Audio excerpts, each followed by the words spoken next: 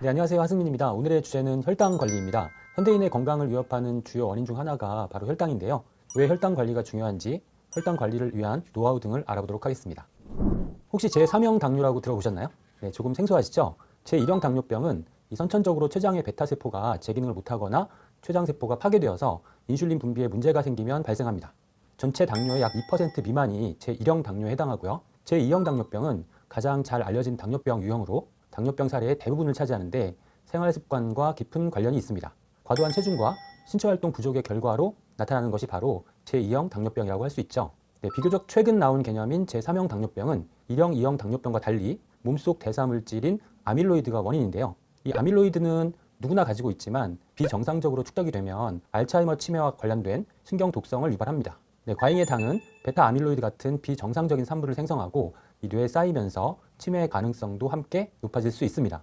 우리 몸 안에 당분이 과도하게 존재하면 체내의 단백질과 결합해서 최종 당화 산물을 생성하는데 이 최종 당화 산물은 염증과 산화를 유발하고 심혈관계 질환, 당뇨, 알츠하이머나 파킨슨 같은 신경퇴행성 질환, 근감소증 등 각종 질병의 원인이 되는 것으로 알려져 있습니다.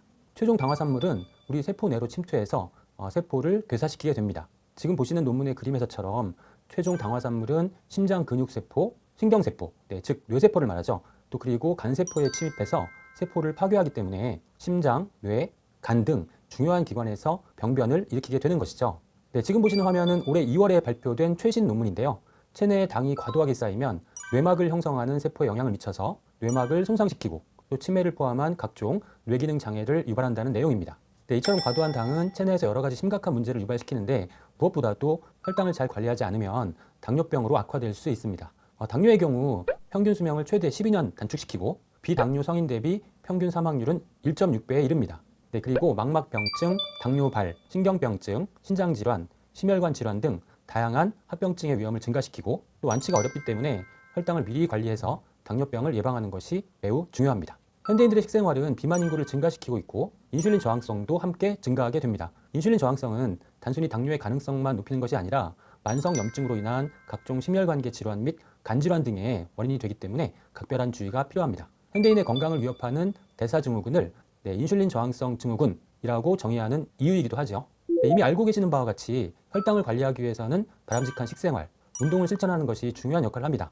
그러나 우리가 잘 알지 못하는 의외의 원인들이 있습니다. 아침 식사는 꼭 하시는 것이 좋다고 하는데요. 그 이유는 공복 시간이 길어지면 과식하기 쉽고 또 혈당이 부족한 상태에서 음식을 섭취하게 되면 혈당이 급격히 상승할 수 있기 때문에 단백질과 식이섬유 위주의 아침 식사를 권장하고요. 혈당 관리를 위해서 인공 감미료가 함유된 음료들을 선택하시는 경우가 있는데 인공 감미료가 설탕이나 단순당을 대체한다는 점에서는 도움이 될 수 있지만 과도하게 섭취하면 인공 감미료 역시 당뇨의 가능성을 높이고 특히 지속적인 섭취는 장기적으로 장내 미생물 생태계를 교란시켜서 혈당을 높일 수도 있습니다.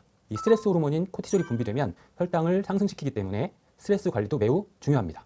나는 스트레스를 잘 받지 않는데 하시는 분들은 이 스트레스를 받지 않아도 이 스트레스 호르몬이 분비되고 있는 상태로 부신 건강에 문제가 있다고 볼 수 있습니다. 부신 건강에 도움이 되는 비타민C, 비타민 B군, 미네랄을 충분히 보충하시면서 혈당 조절을 위해 노력하시는 것이 좋습니다.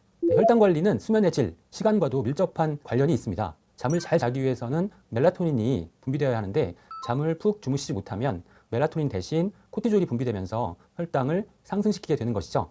숙면을 위해서는 야간 조명의 영향을 덜 받아야 하는데요. 주무시기 전에 스마트폰이나 TV 시청, 또 컴퓨터 작업 등을 피하시는 것이 좋겠습니다. 혈당 관리를 위해서는 운동이 필수적입니다. 유산소 운동이든 근력 운동이든 종류와 상관없이 운동은 인슐린 민감성을 개선시킬 수 있습니다. 특히 인슐린 작용과는 별도로 근육세포가 단독으로 포도당을 흡수해서 에너지로 전환시킬 수 있다는 메커니즘이 밝혀졌습니다. 운동을 했을 때 근육에서는 마이오카인이라고 하는 생리활성 물질이 분비되는데요. 마이오카인은 췌장의 베타세포를 보호하고 인슐린 저항성 및 당 대사를 개선시키는 역할을 하는 것이죠. 혈당 관리에 도움이 되는 영양소로는 첫 번째 단백질을 꼽을 수 있는데 단백질은 화면에서 보시는 것처럼 식후 혈당을 급격하게 상승시키지 않고 포만감을 주는 특성을 가지고 있습니다. 식이섬유도 역시 중요한데요. 식이섬유는 소화기관에서 수분을 흡수하면서 당분을 함께 흡착, 배출시키기 때문에 혈당 관리에 도움이 되는데 화면에서는 규리 식이섬유가 식후 혈당 및 인슐린 수치를 감소시키는 것을 확인할 수 있습니다. 미네랄 중에서 크롬은 당 내성인자라고 불려지는 성분의 구성 원료입니다. 당 내성인자는 혈액으로부터 세포로의 포도당 이동을 촉진시키는 물질인데 크롬이 당 내성인자를 증가시켜서 전반적인 당 대사에 도움을 줄 수 있습니다. 그 외에도 다양한 비타민, 미네랄도 꼭 충분히 보충하시면서 혈당 관리를 하시는 것이 좋습니다. 비타민 B군과 비타민 C, 그리고 아연, 마그네슘 등의 미네랄은 췌장의 기능 개선, 인슐린의 효율 증가, 전반적인 당 대사 활성화에 도움이 되기 때문이죠. 네, 인도의 열대 식물인 바나바 잎에는 코로솔산 성분이 함유되어 있는데, 코로솔산은 혈액 중의 인슐린과 당분의 수치를 낮추는 기능성 성분입니다. 혈중에 인슐린과 당분의 수치가 높다는 것은 인슐린이 제대로 작동하지 않는 인슐린 저항성이 발생했다는 것을 나타내는데, 인슐린 저항성 상태에서의 혈당 관리에 도움이 되기 때문에 중요한 것이죠. 네, 코로솔산은 탄수화물이나 글리코겐 등 다당류를 단당류로 전환시키는 효소의 작용을 억제하는 메커니즘으로 작용하게 됩니다. 탄수화물은 단당류로 분해되어야 흡수되는데, 분해 과정을 억제해서 당분의 흡수 속도를 늦추게 되는 것이죠. 네, 오늘은 혈당 관리에 대해서 알아보았는데요. 혈당 관리를 위해서는 식습관과 운동, 스트레스 관리, 부신 건강, 그리고 충분한 수면이 중요하고, 또 혈당을 직접적으로 조절할 수 있는 영양소인 식이섬유, 바나바 잎의 코로솔산, 또 간접적으로 혈당 관리에 필수적인 비타민, 미네랄의 충분한 섭취를 기억하시면 좋겠습니다. 경청해 주셔서 감사합니다.